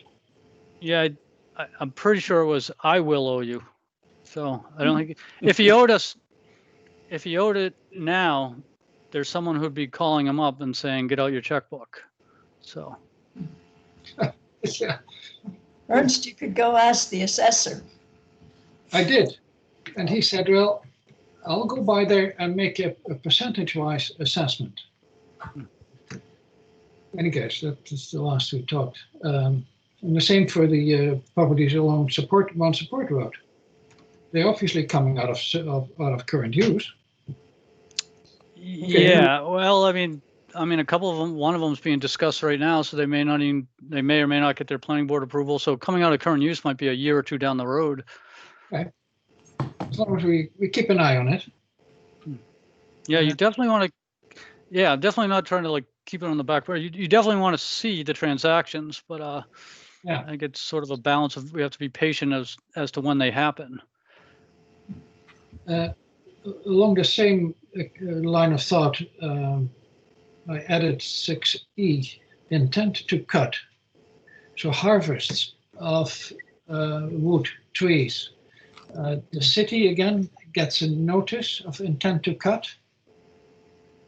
Correct. The assessing office is sort of the point person on that, and then and we did stumble upon that. The Conservation Commission can request that they are looped in with that you get a notice of when those are pulled, and you're RSA enabled to request that. I passed that request to the assessor, and he said he'd get back to me on it. So that would be yeah. So I guess and I think part of the reason it's I think he's moving to like an online permitting, if you will, sort of where you can see intents to cut. So I think that's, rather than, while he's standing up that, rather than sort of running over to us and sending us emails or what have you, he's saying, just wait, it's going to be not just the commission, but anyone in the world will be able to go to the website and see intents to cuts that have been pulled. Yeah, but that cannot be done yet. What was that? The intents to cut are not on any website yet. Not yet. That's last I heard from him. He's going to be doing that. And they have to put a notice somewhere visible from the road. That happens, yeah. Yeah. Usually stuck on a tree right near the log landing. Right. Exactly. Yeah. I haven't particularly looked at it. I found a similar one in a Hanover parking lot at Santerra a few weeks ago when I was handing out COVID masks. There was a sign on a tree that was going to be cut. This is Sarah. I suggest that we ask the assessor again to simply put us in copy when these intends to come in until the time comes that they are available publicly on the website, because we have some history with we have some direct knowledge with things taking a while to get up on the website. So I don't want to hold my breath for that to be done before the end of the year, for example. So I would rather just get this matter taken care of. It's within the Conservation Commission's jurisdiction to ask to have these forwarded on to us. And so I just think it would be simpler if we just had it done. In in case it takes another year for the website to come up. Yeah, it would be nice if we can be kept informed at least in a timely fashion. Yeah, I can pass that on. Thank you. Yeah, thank you, Mark. Walking the properties. You mentioned that in one of your emails that you were going to sort that out with the New Hampshire state government. If they could add a line, or if it was implied anyway when they apply for building permits and so on. Was that me or? Yeah. This came up before. Can we have permission to walk a property when something comes before Oh, us right. without getting specific permission from the? Oh, yeah. I'm gonna have to get to that. I'm gonna have to write that one down. Yeah, because it's a fairly recent policy change at the state level that commission members can't go on property without specific permission. But that does beg the question of, well, what happens when it's an agenda item? Is that trumped by that? Do you still have to get permission?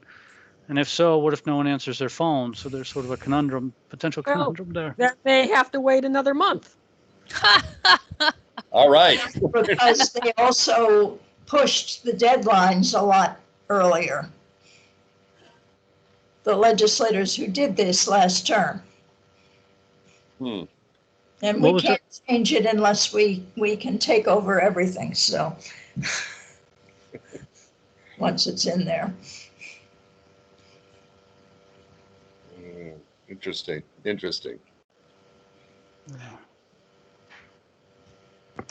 Yeah, and maybe who knows? Maybe the answer is that, because usually if something's on your agenda, it's usually a wetland permit, and so maybe DES, maybe it's already built within their process that once it's before, part of your advisory role is the ability to walk the property. But let me see if I can find something out. Excellent. Yeah, great. One more piece of information I want to give you people, that is the trail work on the Boston Lot with the Rotary Club, among other outfits, has been arranged for October the 24th. That's the second to last Saturday in October. That's on advice of Ron Bailey. He said then there essentially won't be any people around. We can get our planks in and so on and so on. So this is just for your information. We'll probably meet around 9 o'clock at the bottom of the trail. Get a key to the gate, open the gate and drive up with at least one pickup truck with a load of planks. Ron Bailey here said to Mark that you might be able to get the planks for the bridges. Potentially, yeah. I got to see if they're available at the mill and what have you. Okay. This the right mill across the river, huh? Yeah, I think it's Wright's. Yeah, on Route 5 in Hartford or Hartland. Hartford. No, I know them quite well. I'll talk with them too. What's the length of the planks we need? I have the dimensions written down, so I don't know. I don't recall off the top of my head, but I can send that to you. Could you? Yeah, just the dimensions and how many. Yeah, that depends if we do all 10 bridges that Ron wants to have done or whether we do 5. I mean, 10 would put a big dent in your budget, and yeah, we can, as time gets closer, we can look at that more closely. Sarah, remember how many bridges we needed? I thought it was Not on- off the top of my head, no. I have a number of 6 or 7 at the most. I think we can work that out off meeting. Yeah. Okay. All right. Anything else that needs to come before this meeting, before this commission? Just There. I got a quick one. Just so you received the FYI from DES. So it just again, the good news is it goes to show that your comments are heard sometimes, and so that wetland application on Mount Support, Saxon's River. Saxon Partners. Yeah, Saxon Partners is DES has requested a whole bunch of additional information, and they've also asked that the applicant bring back comments from you based on the revised plan. But there's nothing for you to do right now because there's no revised plan. So till they knock on your door, it's just simply an FYI. Okay. Mark, that was a stunning list of requirements, I thought, and is that typical, or was that a deficient application in the first place?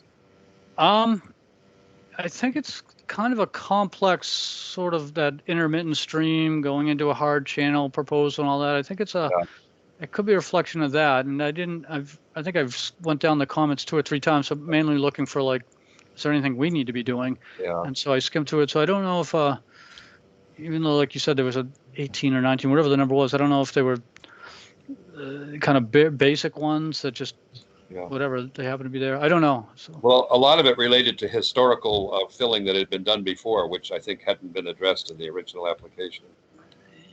Yeah, was that in the DES FYI, or was that in the Vandepol letter? Oh, that was in the Vandepol letter, I guess. Yeah. Well, and several of them had to do with that redirected stream and what it was made out of and what was discharging across into the wetland across the street. And we raised those questions, but then we weren't sure whether that was in our purview to pass those comments on to the planning board.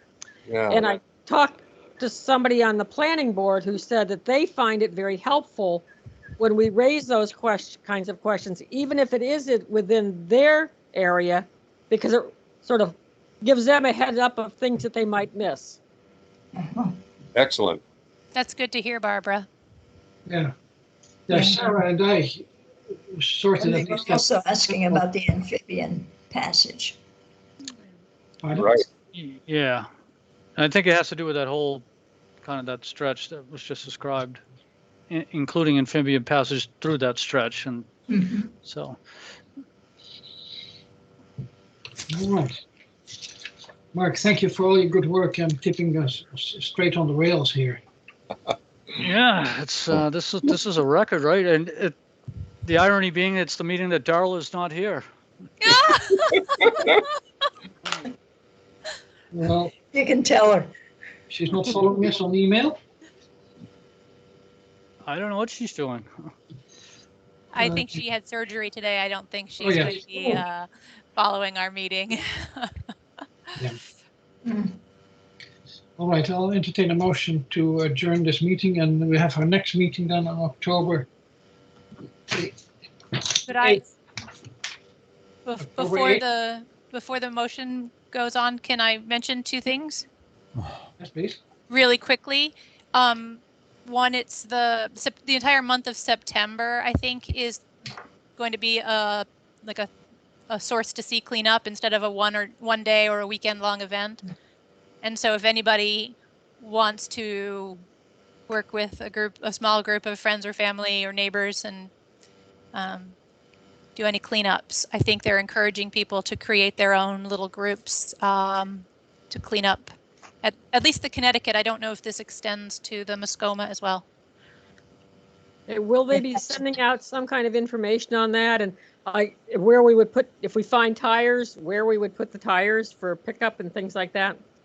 I would just suggest checking the website because I don't have the answers. I'm not even sure what website to check, because it used to be that the Rotary did it and it was a Mascoma River cleanup and it's something No, else. this is something else. This Yes, is Connecticut CT River. River, yeah, ConnecticutRiver.org. I can send a link out if that Okay. would help. Thank you. We will probably do the the Mascoma River in the spring next year. Good. I think that's a better time to do it. Yeah. Warm and dry. Again, I'll entertain a motion to adjourn. So move. Second, Second, any discussion? Okay, roll call. Sarah, Yes. Bruce, Yes? Sterling, Hey. Don, Yes. Susan, aye. Chris, I Ernst, aye. We are adjourned. Barbara, All right. thank you. Barbara, the other Barbara, Barbara, meeting. thank you. recording. You're welcome. Have a good night, guys. Good night. Good night. Thank you all, Goodbye. especially Mark. Um,